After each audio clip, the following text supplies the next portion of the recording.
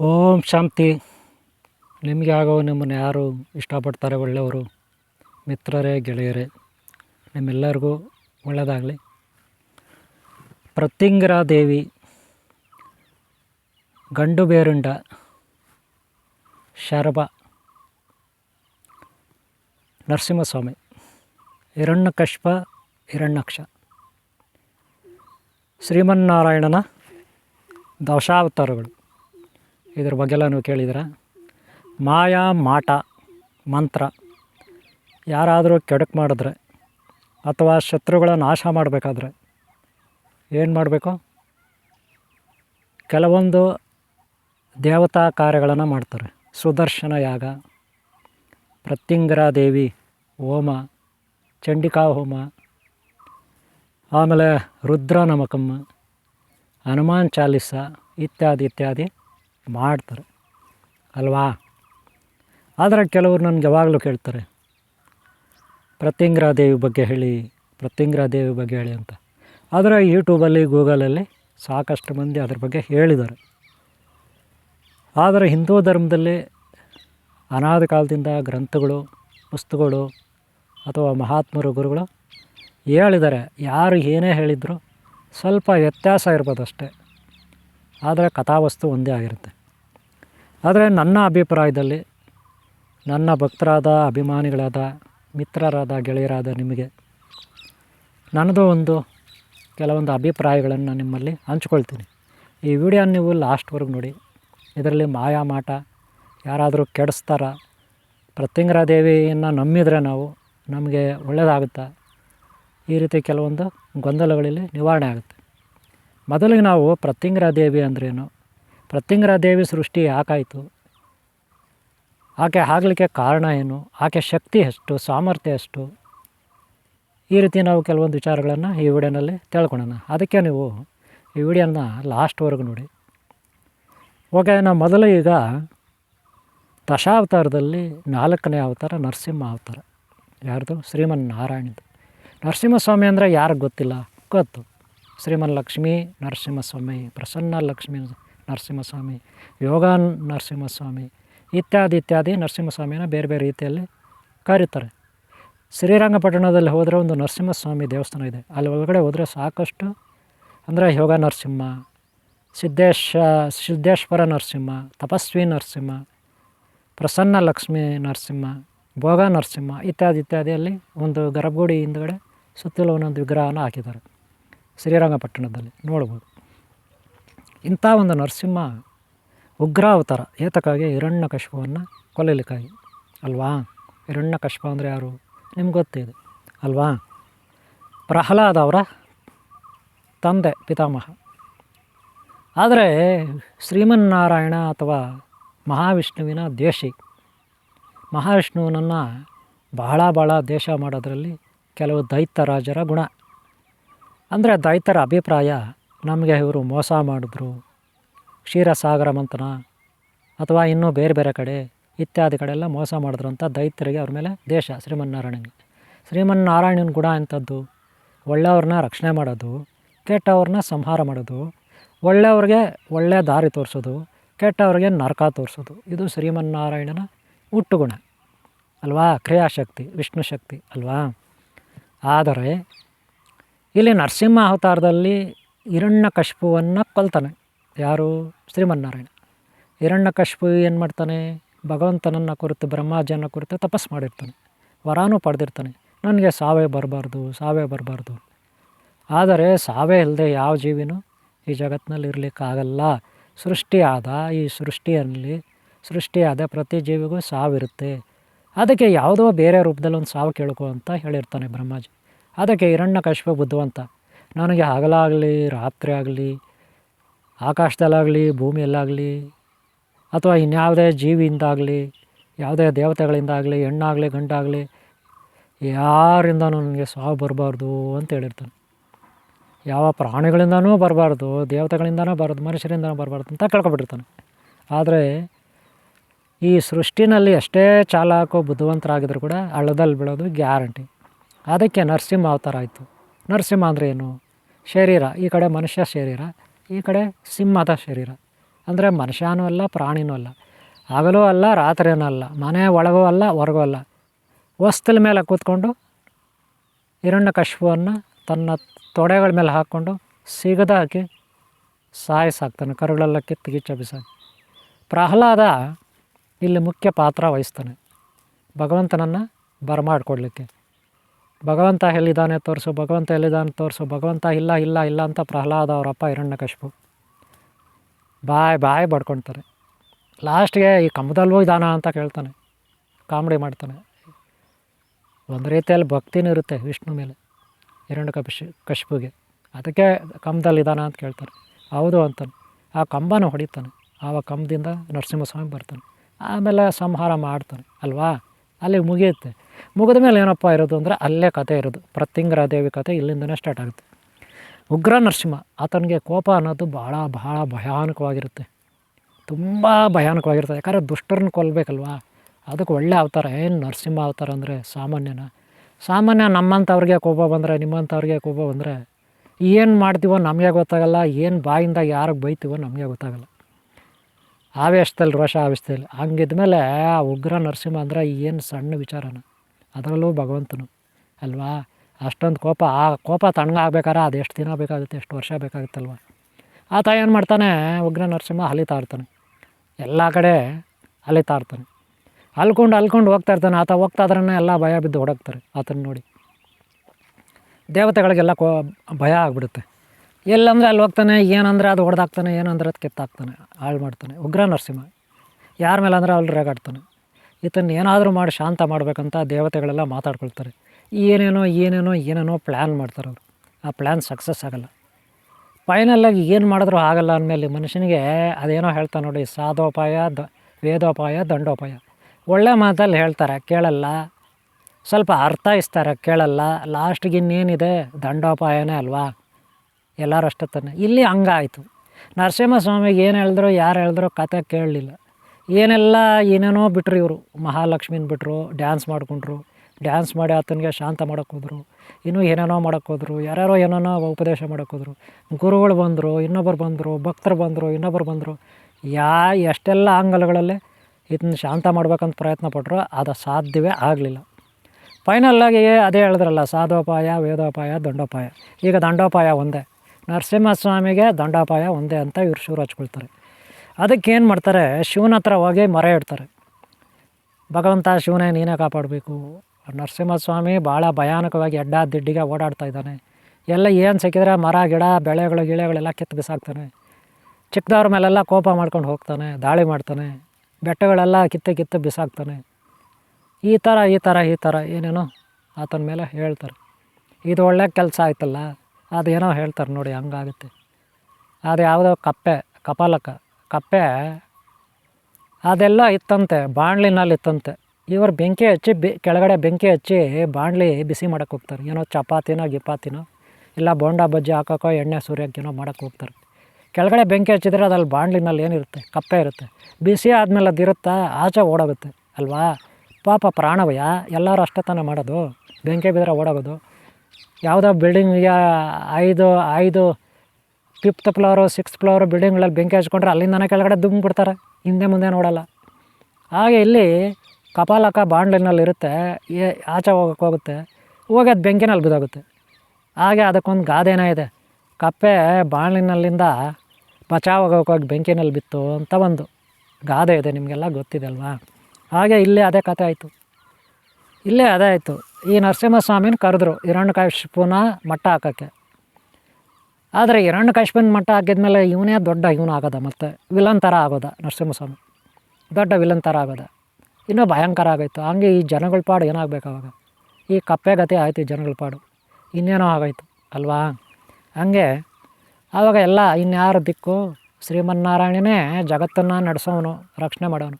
ಆತನೇ ಉಗ್ರ ಅವತಾರ ತಾಳಿ ಎಲ್ಲೆಂದ್ರೆ ಅಲ್ಲಿ ಯಾರ ಮೇಲೆ ಅಂದರೆ ಅವ್ರ ಮೇಲೆ ದಾಳಿ ಮಾಡ್ತಾಯಿದ್ರೆ, ವಿಚಿತ್ರವಾಗಿ ಆಡ್ತಿದ್ರೆ, ವಿಚಿತ್ರವಾಗಿ ವಿಕೃತವಾಗಿ ಇನ್ನು ಯಾರ ಹತ್ರ ಕಂಪ್ಲೇಂಟ್ ಕೊಡೋದು. ಬ್ರಹ್ಮಾಜಿ, ವಿಷ್ಣುಜಿ, ಗುರೂಜಿ, ಬೃಹಸ್ಪತಿ, ಸಚೀಂದ್ರ ದೇವತೆಗಳು, ಗುರುಗಳು, ವಸಿಷ್ಠ, ವಿಶ್ವಾಮಿತ್ರ, ಭಾರದ್ವಾಜ, ಭೃಗು ಇತ್ಯಾದಿ ಗೌತಮ ಇತ್ಯಾದಿ ದೂರ್ವಾಸರುಗಳೆಲ್ಲ ಋಷಿಮುನಿಗಳೆಲ್ಲ ಸೇರಿಕೊಂಡು, ಹಾಗೆ ಮಹಾಮಾತೆಯರು ಸಿದ್ಧರು ಎಲ್ಲ ಸೇರಿಕೊಂಡು, ತಪಸ್ವಿಗಳು ಯೋಗಿಗಳೆಲ್ಲ ಸೇರಿಕೊಂಡು, ದೇವತೆಗಳೆಲ್ಲ ಸೇರಿಕೊಂಡು ಶಿವನ ಹತ್ರ ಹೋಗ್ತಾರೆ. ಶಿವ ಏನು ಮಾಡೋದು, ಹೇಳಿ ನೋಡ್ತಾನೆ ನರಸಿಂಹಸ್ವಾಮಿಗೆ ಬುದ್ಧಿ ಹೇಳ್ತೀನಿ ಅಂದ್ಬಿಟ್ಟು ಎಷ್ಟೆಷ್ಟೋ ಶಾಂತಿ ಮಾಡೋಕ್ಕೆ ಹೋಗ್ತಾನೆ. ಪ್ರಯೋಜನಕ್ಕೆ ಬರಲ್ಲ. ಶಿವನ ಮೇಲೆ ದಾಳಿ ಮಾಡ್ತಾನೆ. ಶಿವನ ಮೇಲೆ ದಾಳಿ ಮಾಡಿದ್ರೆ ಏನು ಮಾಡೋದು ಅವಾಗ? ನಿಮಗೆ ಗೊತ್ತೇ ಇದೆ, ಶಿವನ ಏನು ಮಾಡ್ತಾನೆ, ನೇರವಾಗಿ ಇದ್ದಕ್ಕೆ ಹೋಗಲ್ಲ. ಆವಾಗ ಬುಸ್ ನಾಗಪ್ಪ ಇರ್ತಾನಲ್ಲ, ಬುಸ್ ನಾಗಪ್ಪ ಆತನೇನು ಮಾಡ್ತಾನೆ, ಈರ್ಭದ್ರ ಅವತಾರ ತಾಳ್ತಾನೆ. ಈರ್ಭದ್ರ ಅವತಾರ ತಾಳು ಮಾಡಿ ಮೊದಲೊಂದು ಸಾರಿ ದಕ್ಷಕ ಬ್ರಹ್ಮನ ಮೇಲೆ ಹೋಗಿ ತಲೆ ಕಡ್ದಿರ್ತಾನೆ. ಶಿವ ಅವ್ರ ಮಾವನ ತಲೆನೇ ಕಡ್ದಾಗಿರ್ತಾನೆ ಈರ್ಭದ್ರ ಅಲ್ವಾ. ಹಾಗೆ ಭೈರವೇಶ್ವರ ಅವತಾರ ತಾಳೆ ಬ್ರಹ್ಮಾಜಿ ಒಂದು ತಲೆ ಮೇಲಿಂದ ಕಡ್ದಾಗಿರ್ತಾನೆ. ಅದೇ ಸ್ಟೈಲಲ್ಲೇ ಹೋಗ್ತಾನೆ ಆದಿಶೇಷ. ಬುಸ್ ನಾಗಪ್ಪ ಶಿವನ ಕುತ್ತಿಗೆಯಲ್ಲಿ ಇರ್ತಾನಲ್ಲ ಅವನು. ಯಾರಾದರೂ ಬಂದು ಸಹಾಯ ಮಾಡಿ ಅಂತ ಕೇಳಿದ್ರೆ ಶಿವ ಹೋಗ್ತಾನೆ. ಶಿವ ಹೋದ್ರೆ ಏನಾಗುತ್ತೆ, ಶಿವನ ಮೇಲೆ ಅವ್ರು ತಿರುಗಿ ಬಿದ್ದರೆ ಯಾರಾದರೂ ಈ ರಾಕ್ಷಸರು, ದೈತ್ಯರಾಜರುಗಳು ಇನ್ಯಾರೋ ಶಿವನ ಮೇಲೆ ತಿರುಗಿ ಬಿದ್ದರೆ ಫಸ್ಟ್ ಆಫ್ ಆಲ್ ಶಿವನಿಗೆ ಸಪೋರ್ಟ್ ಬರೋದೆ ಈ ನಾಗರಾಜನಿಗೆ ಎಲ್ಲಿ ಕೋಪ ಬಂದುಬಿಡುತ್ತೆ, ಉರಿದೋಗುತ್ತೆ ನಾಗರಾಜನಿಗೆ. ಶಿವನ ಯಾರಾದರೂ ಅಂದರೆ, ಪಾರ್ವತಿನ ಯಾರಾದರೂ ಅಂದರೆ ಉರಿದೋಗುತ್ತೆ. ಯಾರಿಗೆ? ನಾಗರಾಜನಿಗೆ. ಬುಸ್ ಅಂತ ಏನು ಮಾಡ್ತಾನೆ, ಕುತ್ತಿಗೆಲ್ಲ ಇರೋನು ಕೆಳಗಡೆ ಜಂಪ್ ಮಾಡಿಬಿಡ್ತಾನೆ. ಶಿವನ ಕುತ್ತಿಗೆಲ್ಲ ಇರೋನು ಪಟ್ ಅಂತ ಕೆಳಗಡೆ ಬಂದು ಬಿದ್ದೋಗ್ತಾನೆ. ಅಲ್ಲಿ ಬಿದ್ದೋಗಿ ಸುಮ್ಮನೆ ಇರ್ತಾನೆ, ಹಿಂಗೆ ಪುಂಗೆ ಆಡ್ದಂಗೆ ಆಡೆಲ್ಲ ಭಯಾನಕವಾಗಿ ಬೆಳಿತಾನೆ. ನಾಗರಾಜ ಬೆಳಿತಾನೆ. ಯಾವ ರೀತಿ? ರುದ್ರ, ಈರಭದ್ರ ಅವತಾರ ತಾಳ್ತಾನೆ. ಮಲ್ಲನಗೌಡ, ಈರಭದ್ರ ಅಂತ ತಾಳ್ತಾನೆ. ಅದೇ ಸ್ಟೈಲಲ್ಲೇ ಈಗಲೂ ಅದೇ ಸ್ಟೈಲಲ್ಲೇ ಆಲ್ರೆಡಿ ದಕ್ಷಕ ಬ್ರಹ್ಮನ ಒಂದು ತಲೆ ಎತ್ತಿದ್ದಾನೆ, ಬ್ರಹ್ಮಾಜಿ ಒಂದು ತಲೆ ಎತ್ತಿದ್ದಾನೆ. ಈಗೇನು ಕಷ್ಟ, ನರಸಿಂಹಸ್ವಾಮಿ ತಲೆ ಎತ್ತಾಕ್ತೀನಿ ಅಂತ ಕೆಳಗಡೆ ಜಂಪ್ ಮಾಡ್ತಾನೆ. ಅವತಾರನೂ ದೊಡ್ಡದಾಗಿ ಒಳ್ಳೆ ಅವತಾರ ತಾಳಿ ಕೈಯಲ್ಲಿ ಕತ್ತೆ ಗಿತ್ತೆ ಅದು ಇದು ಹಿಡ್ಕೊಂಡು ಹೋಗ್ತಾನೆ. ಯಾವ ಲೆಕ್ಕ ನರಸಿಂಹಸ್ವಾಮಿ ಅನ್ನೋ ಥರ. ಆದರೆ ಅಲ್ಲಿ ನಡೆದಿದ್ದೇ ಬೇರೆ. ಆ ನರಸಿಂಹಸ್ವಾಮಿನ ಕಡಿಮೆನ ಈ ನಾಗರಾಜ ಇದಾನಲ್ಲ ಈರ್ಭದ್ರನ ಹಿಡ್ಕೊಂಡು ಕಿಚ ಅಂತ ಒಳ್ಳೆ ಇದನ್ನು ಟೊಮಾಟೋನು ಆರೆಂಜು ಇಚ್ಕ್ತಾರಲ್ಲ ಆ ಥರ ಇಚ್ಕಾಕ್ತಾನೆ ಈರ್ಭದ್ರ ಸ್ವಾಮಿಯನ್ನು. ನಾಗರಾಜನನ್ನು ಇಚ್ಕಾಕ್ತಾನೆ ನರಸಿಂಹಸ್ವಾಮಿ. ಆವಾಗ ಎದ್ನೋ ಬಿದ್ನೋ ಅಂತ ಈರ್ಭದ್ರ ಸ್ವಾಮಿ ಓಡಾಗಬೇಕಾಗುತ್ತೆ. ಆವಾಗ ಶಿವನಿಗೆ ಯಾಕೋ ಇದು ಸರಿ ಕಾಣಲ್ಲ. ಈರ್ಭದ್ರನಿಗಿಂತೂ ಬಲಿಷ್ಠ ಯಾರಿಲ್ಲ. ಈಗ ಈರ್ಭದ್ರನೇ ಸೋತೋಗ್ಬಿಟ್ಟ. ಶಿವನಿಗೆ ಅನಿಸುತ್ತೆ ನೇರವಾಗಿ ನಾನೇ ದಾಳಿ ಮಾಡೋದು ಅಂತ. ಆವಾಗ ಶಿವನಿಗೆ ಒಂದು ಡೌಟ್ ಬರುತ್ತೆ, ಈರ್ಭದ್ರ ಸ್ವಾಮಿಗೆ ನೋಡಿ, ಶಿವನಿಗಿಂತ ಈರ್ಭದ್ರನೇ ಬಲಶಾಲಿ ಅಂತ ಹೇಳ್ಬೋದು ಒಂದು ರೀತಿಯಲ್ಲಿ. ಶಿವನಿಂದ ಹುಟ್ಟಿದ್ರು ಕೂಡ ಅಷ್ಟು ಶೌರ್ಯ ಇರ್ತದೆ ನಾಗರಾಜ ಸ್ವಾಮಿಗೆ, ಆದಿಶೇಷನಿಗೆ.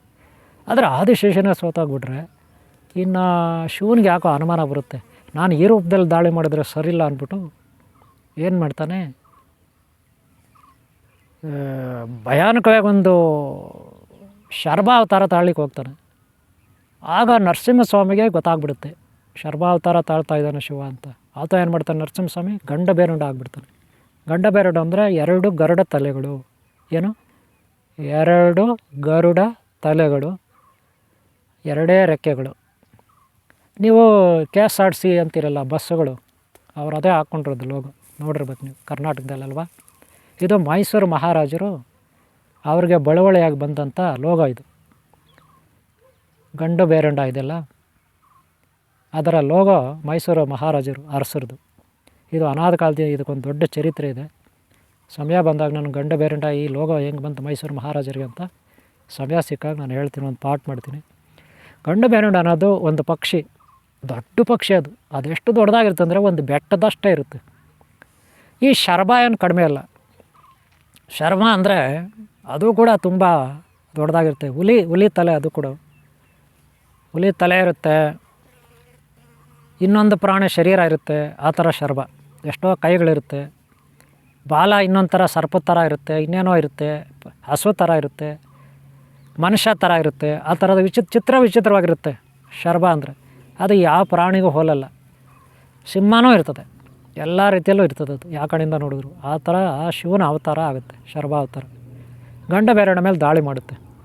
ಆದರೆ ಈ ಕಡೆ ಶ್ರೀಮನ್ನಾರಾಯಣನ ಅವತಾರ ಗಂಡ ಬೇರುಂಡ, ಈ ಕಡೆ ಶರ್ಭ ಅವತಾರ ಶಿವ. ಇಬ್ಬರದು ಸಖತ್ತಾಗಿ ಫೈಟ್ ನಡೆಯುತ್ತೆ. ಅದು ಅಂಥ ಇಂಥ ಫೈಟಲ್ಲ. ಇವರಿಬ್ಬರು ಫೈಟ್ ಮಾಡ್ತಾಯಿದ್ರೆ ಅದೇನೋ ಹೇಳ್ತಾರೆ, ಗಂಡ ಹೆಂಡತಿ ಜಗಳದಲ್ಲಿ ಮಕ್ಕಳು ಬಡವಾಯಿತು ಅಂತ. ಹಂಗೆ ಇಲ್ಲೇ ಶಿವ ವಿಷ್ಣು ಜಗಳದಲ್ಲೇ ಈ ಬಡಪಾಯಿ ಋಷಿಮುನಿಗಳು ದೇವತೆಗಳು ಬಡವರಾದರು. ಯಾಕಂದರೆ ಅವರು ಫೈಟ್ ಹೆಂಗಿರ್ತಂದರೆ ಆಕಾಶದ ಎತ್ತರ ಬೆಳೆದಿರ್ತಾರೆ ಇಬ್ಬರು. ಭಯಾನಕವಾಗಿ ಅಸ್ತ್ರಗಳು, ಭಯಾನಕವಾಗಿ ದಿವ್ಯಾಸ್ತ್ರಗಳು, ಭಯಾನಕವಾಗಿ ಏನೇನೋ ಮಾಯಾಮಂತ್ರ.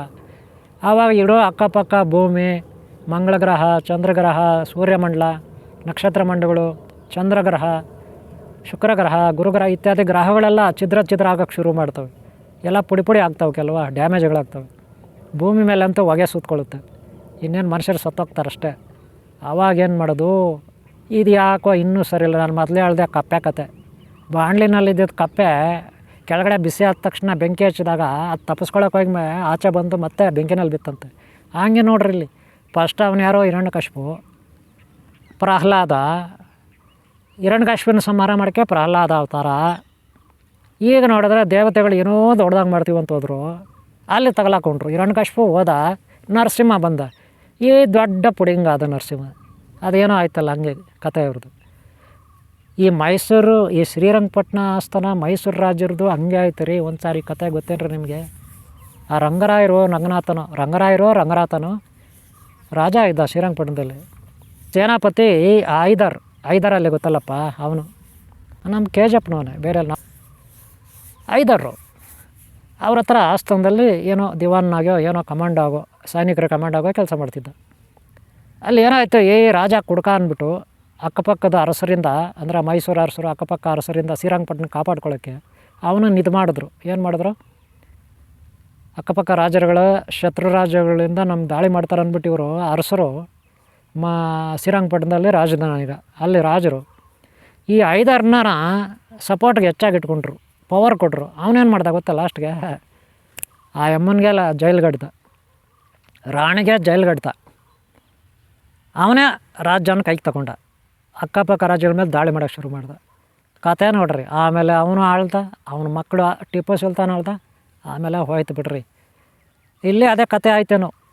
ಇಲ್ಲಿ ಪ್ರಹ್ಲಾದ ಬಂದ, ನರಸಿಂಹಸ್ವಾಮಿ ಬಂದ, ಹಿರಣ್ಯಕಶಿಪು ಸಂಹಾರ ಆಯಿತು.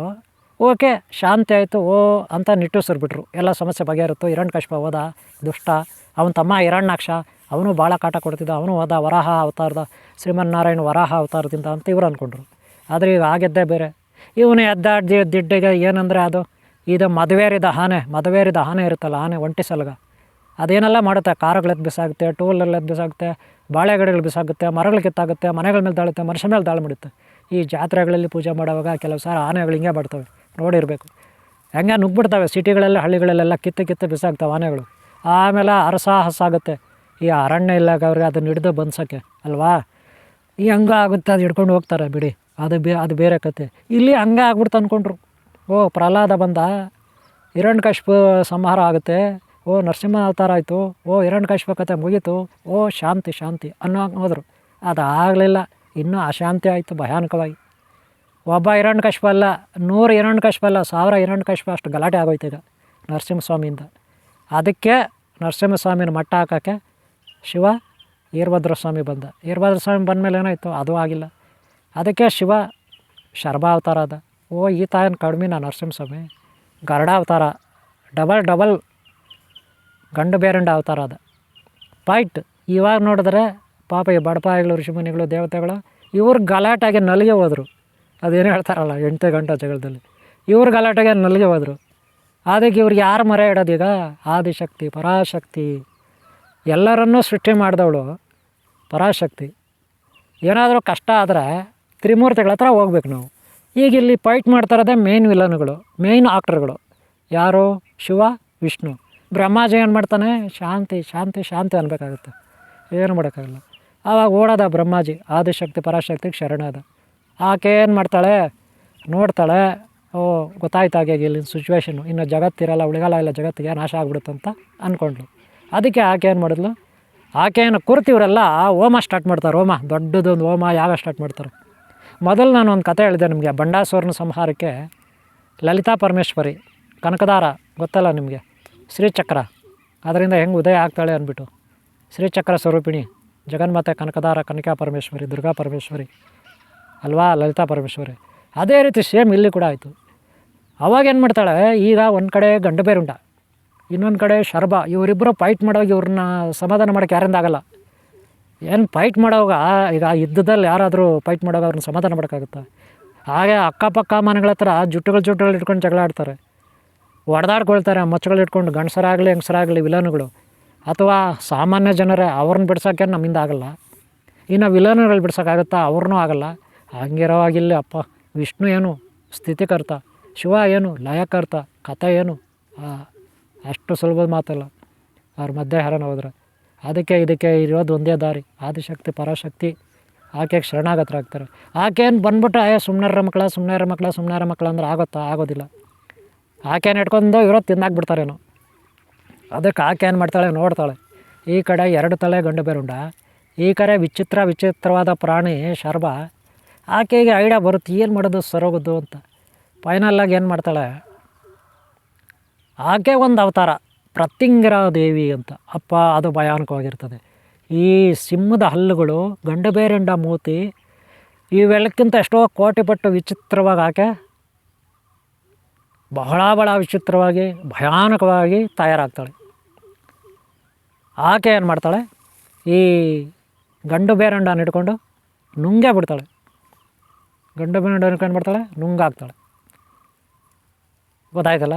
ಆಗ ಇಲ್ಲಿ ಶಾಂತಿ ನೆಲೆಸುತ್ತೆ. ಅಂಥ ಉಗ್ರ ರೂಪ ಗಂಡು ಬೇರುಂಡ ನರಸಿಂಹಸ್ವಾಮಿ, ಅವ್ರನ್ನ ನುಂಗಾಗ್ತಾಳೆ. ಹೀಗೆ ಪ್ರತ್ಯಂಗಿರಾ ದೇವರೇ ಅವತಾರ. ಆಮೇಲೆ ಆಕೆಯನ್ನು ಎಲ್ಲರೂ ಸಮಾಧಾನ ಮಾಡ್ತಾರೆ. ಆವತ್ತಿನಿಂದ ಇವತ್ತಿನವರೆಗೂ ಋಷಿಮುನಿಗಳು, ಯೋಗಿಗಳು, ತಪಸ್ವಿಗಳು, ಮಾಂತ್ರಿಕರೆಲ್ಲ ಆಕೆಯನ್ನು ಆರಾಧಿಸ್ತಾರೆ. ಪ್ರತ್ಯಂಗಿರಾ ದೇವಿ ಮಹಾಕಾಳಿ ಅಂತಾದರೂ ಕರೀರಿ, ಮಹಾಲಕ್ಷ್ಮಿ ಅಂತಾದರೂ ಕರೀರಿ, ಮಹಾ ಸರಸ್ವತಿ ಅಂತ ಕರೀರಿ, ನವಶಕ್ತಿ ಆದರೂ ಕರೀರಿ, ಅಷ್ಟಾದಶ ಶಕ್ತಿಪೀಠ ಸ್ಥಾನ ದೇವತೆ ಅಂದ್ರೆ ಕರೀರಿ, 108,008 ಶಕ್ತಿಪೀಠ ಆದರೂ ಕರೀರಿ, ಸಹಸ್ರಾರು ಶಕ್ತಿಪೀಠ ಸ್ಥಾನ ಶಕ್ತಿ ಆದರೂ ಕರೀರಿ. ಅದೇ ಓಂ ಶಕ್ತಿ, ಆದಿಶಕ್ತಿ, ಪರಾಶಕ್ತಿ, ಜಗನ್ಮಾತೆ ಪ್ರತ್ಯಂಗಿರಾ ದೇವಿ. ಆಕೆಯನ್ನು ಯಾರಾದರೂ ಆರಾಧಿಸಿದ್ರೆ, ನಮ್ಗೆ ಯಾರಾದರೂ ಮಾಟ ಮಂತ್ರ ಮಾಡಿದರೆ, ಕೆಟ್ಟದ್ದು ಮಾಡಿದರೆ, ದುಷ್ಟಶಕ್ತಿಗಳ ಕಾಟ ಇದ್ದರೆ, ನಮಗೆ ಸಾಲಗಳ ಬಾಧೆ ಇದ್ದರೆ, ರೋಗಗಳ ಬಾಧೆ ಇದ್ದರೆ, ಶತ್ರುಗಳ ಬಾಧೆ ಇದ್ದರೆ ನಿವಾರಣೆ ಆಗುತ್ತೆ ಅನ್ನೋದು ಒಂದು. ಆದರೆ ಯಾವಾಗ ಆರಾಧಿಸ್ಬೇಕು ಆಕೆಯನ್ನು, ಪ್ರತ್ಯಂಗಿರಾ ದೇವಿನ ಅಂದರೆ ನೋಡ್ರಿ, ಆಕೆಯನ್ನು ಆರಾಧಿಸೋದು ಹುಣ್ಣಿಮೆ, ಅಮಾವಾಸ್ಯೆ, ಗ್ರಹಣ ದಿನ ಇತ್ಯಾದಿ ಒಳ್ಳೆಯ ಇದರಲ್ಲಿ. ಆದರೆ ಹಗಲೊತ್ತಲೆಲ್ಲ ಬೇರೆ ಕೆಲವೊಂದು ಟೈಮ್ಗಳಲ್ಲೇ ಆಕೆಯನ್ನು ಆರಾಧಿಸ್ಬಾರ್ದು, ನೆನ್ಪಿಟ್ಕೊಳ್ಳಿ. ಸಾಮಾನ್ಯವಾಗಿ ಗ್ರಹಣ ದಿನ ದೇವಸ್ಥಾನಗಳು ಮುಚ್ಚಿಬಿಡ್ತಾರೆ. ಗ್ರಹಣ ದಿನ ಎಲ್ಲ ದೇವಸ್ಥಾನಗಳು ಮುಚ್ತಾರೆ, ನಿಮ್ಗೆ ಗೊತ್ತಿರೋ ವಿಚಾರ. ಆದರೆ ಪ್ರತ್ಯಂಗಿರಾ ದೇವಿ ದೇವಸ್ಥಾನ ಮುಚ್ಚೋದಿಲ್ಲ. ಪ್ರತ್ಯಂಗಿರಾ ದೇವಿ ದೇವಸ್ಥಾನ ಯಾವತ್ತಿಗೂ ಮುಚ್ಚಲ್ಲ. ಎಲ್ಲ ದಿನಗಳಲ್ಲೂ ಆಕೆಯನ್ನು ಆರಾಧಿಸ್ತಾರೆ. ಈಗ ಗೊತ್ತಾಯ್ತಲ್ಲ? ಅಷ್ಟು ಪವರ್ಫುಲ್ ಪ್ರತ್ಯಂಗಿರಾ ದೇವಿ, ಅಷ್ಟು ಶಕ್ತಿಶಾಲಿ, ಅಷ್ಟು ಶೂರಳು ವೀರಳು. ಗೊತ್ತಾಯ್ತಲ್ಲ? ಅದಕ್ಕೆ ಆಕೆಯನ್ನು ನಾವು ಆರಾಧಿಸಿದ್ರೆ ನಮ್ಮ ಕಷ್ಟಗಳು ನಿವಾರಣೆ ಆಗುತ್ತೆ. ಆಕೆ ಮಂತ್ರಗಳನ್ನು ಜಪಿಸಿದರೆ ನಮಗೆ ಸಿದ್ಧಿ ಆಗುತ್ತೆ, ಆಕೆ ಸಹಾಯ ನಮಗಿರುತ್ತೆ, ರಕ್ಷಣೆ ಇರುತ್ತೆ ಅನ್ನೋದು ಎಲ್ಲರ ಒಂದು ನಂಬಿಕೆ. ಇವತ್ತಾಯ್ತಲ್ಲ ಇವರೇ, ಈ ವಿಡಿಯೋನ ನಾನು ಇಲ್ಲಿಗೆ ಮುಗಿಸ್ತಾ ಇದ್ದೀನಿ. ಪ್ರತ್ಯಂಗಿರಾ ದೇವಿ ಅಂದರೆ ಇದು. ಅದಕ್ಕೆ ಒಳ್ಳೆಯ ಗುರುಗಳ ಹತ್ರ, ಯೋಗ್ಯ ಗುರುಗಳ ಹತ್ರ ಪ್ರತ್ಯಂಗಿರಾ ದೇವಿ ಬೀಜಾಕ್ಷರ ಮಂತ್ರವನ್ನು ತಗೊಂಡು ಯಾವ ರೀತಿ ಜಪ ಮಾಡಬೇಕು, ತಪ ಮಾಡಬೇಕು, ಹೋಮ ಮಾಡಬೇಕು, ಪೂಜೆ ಮಾಡಬೇಕು, ಅರ್ಚನೆ ಮಾಡಬೇಕು, ಪ್ರತ್ಯಂಗಿರಾ ದೇವಿ ಕುರಿತು ಯಾವ್ಯಾವ ಸಮಯಗಳಲ್ಲಿ ಯಾವ್ಯಾವ ದಿನದಲ್ಲಿ ವರ್ಷ ಪೂರ್ತಿ ಇರುತ್ತಲ್ಲಪ್ಪ ಆ ಟೈಮ್ಗಳಲ್ಲಿ ಅದನ್ನು ತಿಳ್ಕೊಂಡು ನೀವು ಆರಾಧನೆ ಮಾಡಬೇಕು, ಸಾಧನೆ ಮಾಡಬೇಕು. ಆವಾಗಲೇ ನಿಮಗೆ ಪ್ರತ್ಯಂಗಿರಾ ದೇವಿ ಶಕ್ತಿ ಸಿದ್ಧಿ ಸಿಗುತ್ತೆ, ಒಲಿಯುತ್ತೆ. ಗೊತ್ತಾಯ್ತಲ್ಲ? ನಿಮ್ಮೆಲ್ಲರಿಗೂ ಆ ಜಗನ್ಮಾತೆ ಆಶೀರ್ವಾದ ಇರಲಿ, ಆ ತ್ರಿಮೂರ್ತಿಗಳ ಆಶೀರ್ವಾದ, ತ್ರಿಮಾತೆಯರ ಆಶೀರ್ವಾದ ನಿಮಗಿರಲಿ, ಗುರುಗಳ ಸ್ವಚ್ಛಂದ್ರ ದೇವತೆಗಳ ಆಶೀರ್ವಾದ ನಿಮಗಿರಲಿ ಅಂತ ನಾನು ಬಯಸ್ತಾ ಈ ವಿಡಿಯೋ ಮುಗಿಸ್ತಾ ಇದ್ದೀನಿ. ಈ ವಿಡಿಯೋ ನಿಮ್ಗೆ ಇಷ್ಟ ಆದರೆ ಒಂದು ಲೈಕ್ ಮಾಡಿ, ಹಾಗೆ ಹಿಂದಿನ ವಿಡಿಯೋಗಳು ನೋಡಿ, ಮುಂದಿನ ವಿಡಿಯೋಗಳು ನೋಡಿ, ಸಬ್ಸ್ಕ್ರೈಬ್ ಆಗಿಲ್ಲ ಅಂದ್ರೆ ಹಾಕ್ಕೊಳ್ಳಿ. ಓಕೆನಾ? ಸಾಕಷ್ಟು ಬಾರಿ ನಾನು ಕೇಳಿದ್ರು ಪ್ರತ್ಯಂಗಿರಾ ದೇವಿದು ಹೇಳಿ, ಪ್ರತ್ಯಂಗಿರಾ ದೇವಿದು ಹೇಳಿ, ಪ್ರತ್ಯಂಗಿರಾ ದೇವಿದು ಹೇಳಿ ಅಂತ. ಈ ಕಾಲಕ್ಕೆ ನಾನು ಹೇಳಬೇಕಾಗಿ ಬಂತು. ನಿಮಗೆ ವಿಡಿಯೋ ಇಷ್ಟ ಆಗಿರುತ್ತೆ ಅನ್ಕೊತೀನಿ. ಒಂದು ಲೈಕ್ ಮಾಡಿ, ಒಂದೇ ಒಂದು ಲೈಕ್, ನಿಮ್ಮ ಸಹಕಾರ ನನಗಿರುತ್ತೆ. ಓಕೆನಾ? ನಿಮ್ಮೆಲ್ಲರಿಗೊಳ್ಳೇದಾಗಲಿ. ಆ ಜಗನ್ಮಾತೆಗೆ ನಾನು ವಂದಿಸ್ತಾ ನಿಮ್ಮೆಲ್ಲರಿಗೂ ಆಶೀರ್ವಾದ ಮಾಡ್ತೀನಿ. ಈ ವಿಡಿಯೋ ಮುಗಿಸ್ತಾ ಇದ್ದೀನಿ. ಓಂ ಶಾಂತಿ, ಓಂ ಶಾಂತಿ, ಓಂ ಶಾಂತಿ, ಓಂ ಶಾಂತಿ.